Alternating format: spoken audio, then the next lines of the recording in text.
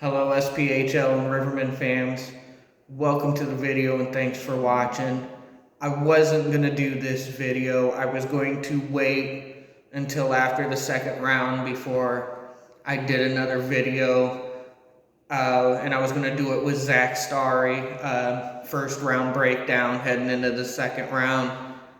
But after game one matchups, I felt, like I said, compelled to do a video.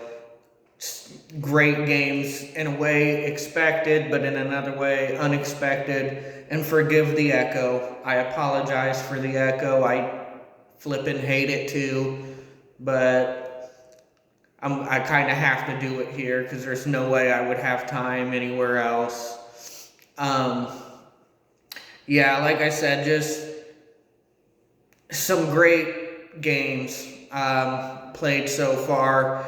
We kicked off the playoffs with Dogs in Knoxville, which I thought Knoxville had to take this game to have a chance, which they did not. They lost pretty badly.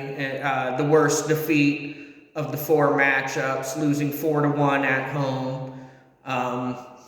Zach Starry also had this game being the closest game, in all of the games and the closest series. And compared to the other games, it was a blowout. Knoxville was never really in it. They fell down 3-0 pretty quick themselves. Couldn't recover. Struggled on defense. Couldn't execute on offense. Pretty much a lot like the Rivermen did against the Storm in their game one. The only difference is Rivermen recovered and came back, and Knoxville didn't. That's the difference between the 1 seed and the 6 seed. Can't blame it on Dinger.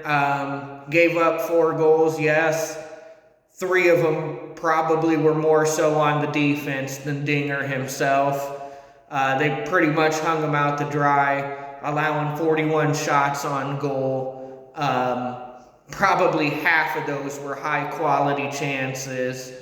He really stood no chance. I mean, his defense did him absolutely no favors. Not to mention they only got him 1 goal. 1 goal probably isn't going to win you a game in the playoffs. So again, you can't just hang this loss on Dinger. That was a team effort loss. Then you had Bulls and Havoc, the second game, and that took me by surprise too. If you would have told me at the end of regulation play both teams would only have 1 goal, I would call you a liar. I could believe that with the Bolts. With the Havoc, on the other hand, I was a little shocked they could only muster 1 goal in regulation. They were a little sloppy themselves with passes, looking too cute, looking for the perfect shot. Sometimes you just got to put the puck on the net, crash the net, and look for the rebound.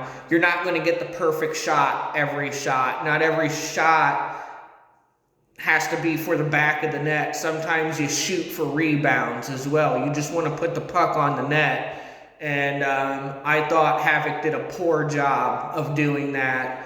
1 too many passes, again, trying to be cute and fancy. And cute and fancy can get you beat in the playoffs. So I think they kind of learned from that. And I think they'll have a better game 2 matchup. When it comes to the Dogs and Ice Bears and Havoc and Bolts, again, I wouldn't be shocked to see a sweep.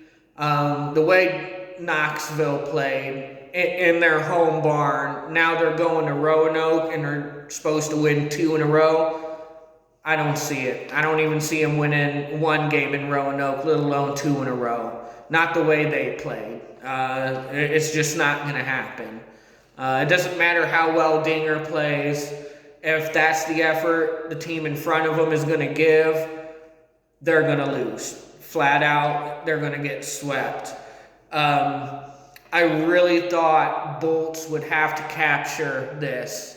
The way the playoff matchup is set up, Now they're going back to Evansville for game 2, and then they'll go back to Huntsville for game 3.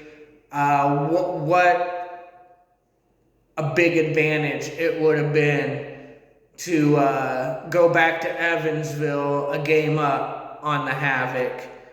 It could have been Bolts looking for an upset sweep on the number 2 to where now it's a probable sweep of the number 7 Bolts. Like I said, for my money, I said it with Starry as well. This was my number 1 pick. If anybody was going to sweep anybody, it would be Havoc over Bolts. I'm still going to hold on to that truth. I think that took a lot of out of Evansville. It really demoralized them, only being able to scratch 1 goal and losing in overtime the way they did with Jack Janich rifling that top shelf, just really breaking their hearts and demoralizing them. It's going to be tough to come back from that even in Evansville. Going on to day 2 here of the playoffs, you had the Bulls at Marksman. And like I said, this is one of those weird series where Bulls could end up sweeping Marksman, or even Marksman can take this. What I did say is because the first game was in Fayetteville and the next 2 in Birmingham, that Marksman had to win their game in Fayetteville to even have a chance. And they lost 4-2 in Fayetteville. Now going to Birmingham with the Bulls an opportunity to sweep. And I can see it happening. I can see the Bulls sweeping Marksman. Starry said he could see the Marksman winning that game 2 in Birmingham. It's a possibility, of course, obviously. I still lean on the Bulls to sweep. So far we could have 3 sweeps. And I haven't even touched the Rivermen and Storm game yet. We could have 3 of the top 4 teams sweeping their opponents out of the first round because of the Bulls and the Dogs winning their game on the road. And obviously, Havoc taking care of business on their home ice, going back to Evansville being the 7th seed. To me, one of the best games of the whole series, I know I'm a little biased, but the best game of the whole playoffs was Storm and Rivermen. I mean, that game was nuts. Heart Attack City. My heart is just now starting to beat again from that game. Rivermen fell into a 3-0 hole right out the gate. To be honest, they looked like absolute shit in that first period. Nothing went right for the Rivermen that first period. 0 for 2 on the power play, not connecting on passes, not executing on offense with their shots. The team defense was playing back on their heels, and Storm was living in our zone, getting shot after shot after shot on Latinovich. They looked horrible, honestly, and I was starting to worry. I knew we still had 40 minutes left to play, but going into that second period down to 2-0, and then when Storm got that 3rd goal, I'd be lying if I said there wasn't a slight panic in me. But just like that, Jordan Ernst comes and scores a goal, and a minute later, Josh Martin gets goal number 2 to make it a 1-goal game. Unbelievable. No quit in the Rivermen. They are showing you why they're a number 1 seed. You know, a lot of people were saying it shows a lot for, an 8 seed to get 3 goals, a 3-0 lead on the number 1 seed. Well, I think it shows even more that the Rivermen came back with 4 unanswered goals to take the lead, 4-3. Now, I will credit Storm. Like I said, they look competitive. They look good. They got 2 goals put behind them at the snap of the fingers, which changed the momentum. And then they tied the game up before heading into the 3rd period. And then a power play goal to go ahead to make it 4-3 with Leif Matson in the sin bin. I mean, nuts. This game is nuts. And then with literally 0.1 second left, a tenth of a second, frickin' Leif Maxson buries it to tie the game. At first, I was saying no way, it was close, but that wasn't a goal. I was wrong. It was a goal. It just was. I seen the replays myself. The puck went in before the green light. Those green lights, that's automatic. They automatically go on at the end of the game. And the puck beat him. I was a little confused why Alec Bear went to the penalty. I got two different stories on why. One, Riverman, it was a face-off infraction. They got thrown out of the circle twice, and it was a penalty. I don't think it was that. And then somebody said it was an illegal substitution, delay a game with Alec Bear coming on the ice during an icing when he wasn't on the ice. That's more believable. I didn't notice that myself. It wasn't explained to the fans what was going on. It was just face-off infraction, delay a game penalty. That's the explanation we got. We didn't get why that was called, but if it was an illegal substitution, Bear coming on the ice when he wasn't supposed to, I get it. Okay, I get it. But it would have been helpful to have that explained to us. But regardless, Storm did their job. They tied it up in literally the last possible second you can score a goal. And then we go to overtime, and who else but Jordan Ernst gives the Rivermen the go-ahead goal in overtime to win it 5-4. Now instead of going to Quad City down a game, we're going to Quad City up a game. All the top 4 teams win their game 1.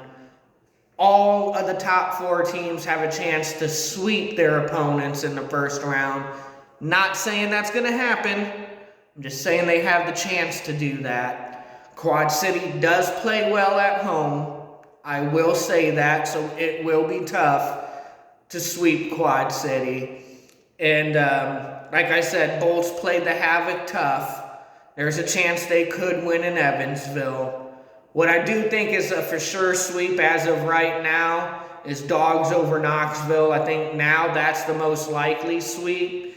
And I think there's a damn good chance Bolts can sweep Marksman. Marksman can take that game too. I'm not saying they can't. But it's a good chance that the Bulls end up sweeping them now that they took care of business on the road. So there you have it. There's your game 1. Or game 1s for the first round. Dogs 4-1 over Knoxville.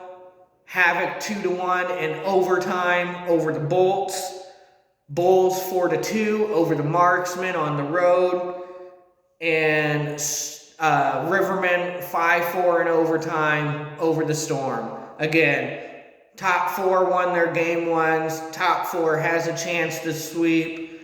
We'll see how it goes tomorrow. Tomorrow, again, we got the Dogs and Ice Bears in Roanoke. And we got the Havoc in Evansville going against the Bolts. So we'll see what those two teams do. I'm expecting a Roanoke sweep. And I would not be shocked if Havoc get the sweep on Bolts. And then after that, again, we got the Bulls and Marksmen in Birmingham and the Rivermen and Storm in Quad Cities. And both those games are going to be interesting. We'll see if they can send that to a game 3. I don't like Marksmen and Storm's chance in the game 3 heading back to Peoria and being in Birmingham. I think they really needed to win that game 1 to have a chance to move on. But we'll see. So far, so good with my bracket. I said no upsets. So far, that's the way it's looking.